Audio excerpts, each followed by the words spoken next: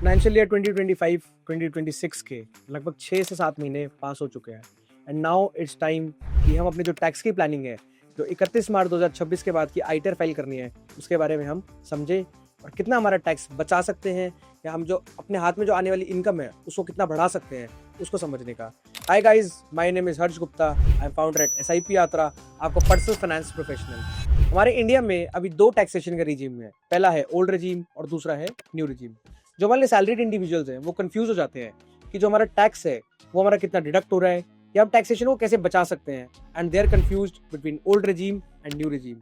हमारी जो government of India है उन्होंने इस साल अनाउंसमेंट करा कि हमारी 12 लाख तक की इनकम टैक्स फ्री है, बट ये समझना कि वो कौन से रिजीम में है वो मोस्ट इंपॉर्टेंट है। जब भी कोई नई चीज की अनाउंसमेंट होती है वो एक hassle free, less paper work और एक फॉर्मलाइज तरीके से आती है, ताकि जो टैक्स पेयर्स हैं उनको दिक्कत ना हो और वो जल्दी से जल्दी और इजी तरीके से अपने टैक्स को पे कर पाएं। बट हमारे लिए ये डिफिकल्टी है कि हम ओल्ड रेजिम या न्यू रेजिम में से कौन सा चूज करें being a individual. It all depends on your income, कि आपकी जो इनकम है वो आप पूरे फाइनेंशियल ईयर में कितना कमा रहे हो, आपके पास कितनी डिडक्शंस अवेलेबल है और कितनी एग्जेम्पशंस अवेलेबल है। अगर आपकी सैलरी 12 लाख तक की है, 12 lakhs अ ईयर, तो आपको हमेशा जाना चाहिए न्यू रिजीम के साथ, क्योंकि जो निर्मला सीतारमन जी है उन्होंने लास्ट बजट में अनाउंस करा कि 12 लाख तक की इनकम टैक्स फ्री है। But there is a hack, अगर आप सैलरीड इंडिविजुअल है तो आपको एक्स्ट्रा बोनस मिलता है, that is known as deduction of ₹75,000। यानी कि अगर आपकी सैलरी 12,75,000 तक की है तो वो टैक्स फ्री है, बट अगर आपकी सैलरी 12,75,000 से ₹1 भी ऊपर जाती है तो आपको पूरे अमाउंट पे टैक्स पे करना है, and that too at the rate of taxation regimes. Old regime कब यूजफुल है? ओल्ड रिजीम तब यूजफुल है जब आपका डिडक्शंस अवेलेबल है और आपके पास एग्जेम्पशंस हो। लेट्स अंडरस्टैंड, जब the most common and the most famous deduction is section number 80C। Section 80C का मतलब है आप अप टू 1.5 लाख तक का अमाउंट अपना पीपीएफ में, एलआईसी में, टीएलएसएस म्यूचुअल फंड्स में, सुकन्या समृद्धि योजना में या एनपीएस का सेक्शन है 80CCD2, उसके अंदर आप इन्वेस्ट कर सकते हो और आपको जो 1.5 लाख तक का अमाउंट है वो आपकी इनकम में से माइनस हो जाएगा। फॉर एग्जाम्पल, अगर मेरी सैलरी 10 लाख रुपए है तो 1.5 लाख सेक्शन 80C में इन्वेस्ट करने से मेरी जो टैक्सेबल इनकम है that would come around 8.5 lakhs। Second मेरा जो डिडक्शन आता है दैट इज सेक्शन 80CCD2, यानी कि जो एनपीएस के अंदर मेरा जो एम्प्लॉयर है जो भी अमाउंट डिडक्ट करता है या मैं खुद भी पे करता हूँ in tier 1 NPS account, up to 50,000 रुपए तक का डिडक्शन हम क्लेम कर सकते हैं। बट हियर्स अ हैक, ये जो 50,000 का डिडक्शन है ये आप न्यू रिजीम और ओल्ड रिजीम दोनों जगह कॉमन है और आप मैक्सिमम इसका क्लेम कर सकते हो। Third and the most famous deduction is section number 80D। अभी इसी साल गवर्नमेंट ने जीएसटी हटाया है हेल्थ इंश्योरेंस और टर्म इंश्योरेंस के ऊपर। हेल्थ इंश्योरेंस का मतलब है आपकी फैमिली की सेफ्टी के लिए जो आप इंश्योरेंस बाय करते हो from any insurance company. Suppose करो अगर आपका इंश्योरेंस का प्रीमियम साल का आता है फैमिली का 40,000 रुपए, अप टू 25,000 रुपए का जो डिडक्शन है वो अपनी सैलरी में से आप क्लेम कर सकते हो।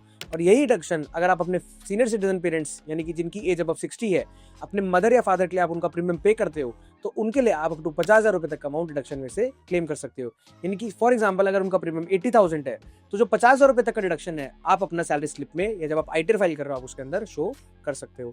This is the most famous deduction of section number 80D कि 25,000 रुपए अपने नाम पर and 50,000 in the name of family.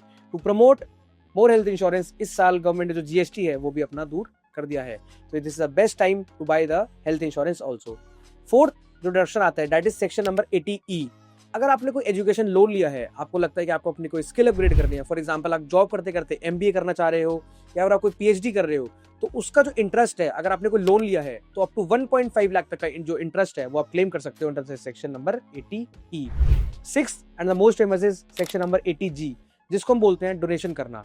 कुछ ऐसी गवर्नमेंट रिकॉग्नाइज्ड इंस्टीट्यूशंस होते हैं या एनजीओज होते हैं जिसके अंदर आप जो भी अमाउंट डोनेट करते हैं, फॉर एग्जांपल 5,000, 10,000, 50,000 या 1 लाख, तो वो जो एनजीओ है या जो ऑर्गेनाइजेशन है वो आपको एक रिसीट देती है जो आप अपनी टैक्सेबल इनकम के अंदर से माइनस कर सकते हो। फॉर एग्जांपल अगर मेरी सैलरी 10 लाख है तो मैंने सेक्शन 80C में क्लेम करा 1.5 लाख रुपए, 50,000 मैंने क्लेम करा एनपीएस में, 25,000 रुपए तक क्लेम करा अपने हेल्थ इंश्योरेंस में और 1.5 लाख रुपए करा अपने लोन में एंड 50,000 मैंने क्लेम करा अपने सेक्शन नंबर 80G में। तो जो भी मेरा नेट अमाउंट आएगा इनको माइनस करने में that would be my taxable income. Seventh and the most important is section number 80TTA। जो भी आप अपने सेविंग अकाउंट के अंदर पैसा रखते हो उसके ऊपर आपको स्लोली थोड़ा थोड़ा इंटरेस्ट मिलता जाता है। फॉर एग्जांपल अगर आपके अकाउंट में पूरे साल में अगर 1 लाख रुपए है एंड दैट इज कांस्टेंट तो आपको साल का इंटरेस्ट मिलेगा 3,000 रुपए।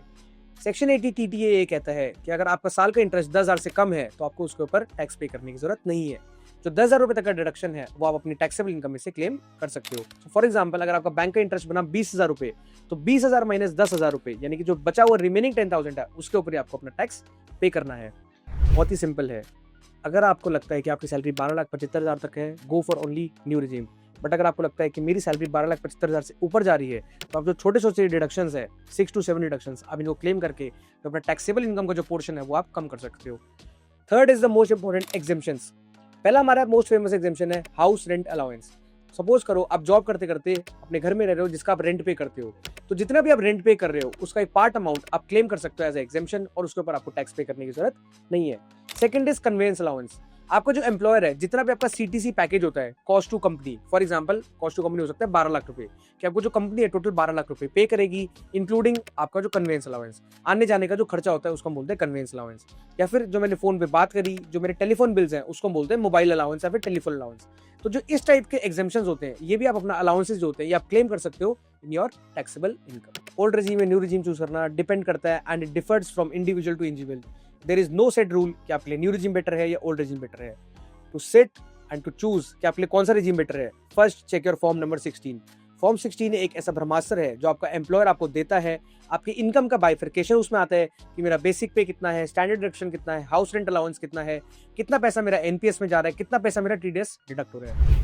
Don't forget to watch our salary part video, जिसके अंदर हमने डिटेल में बताया कि आप अपने सैलरी स्लिप में से कैसे एक एक पार्ट को यूटिलाइज करके उससे अच्छे से अपना टैक्सेशन बचा सकते हो।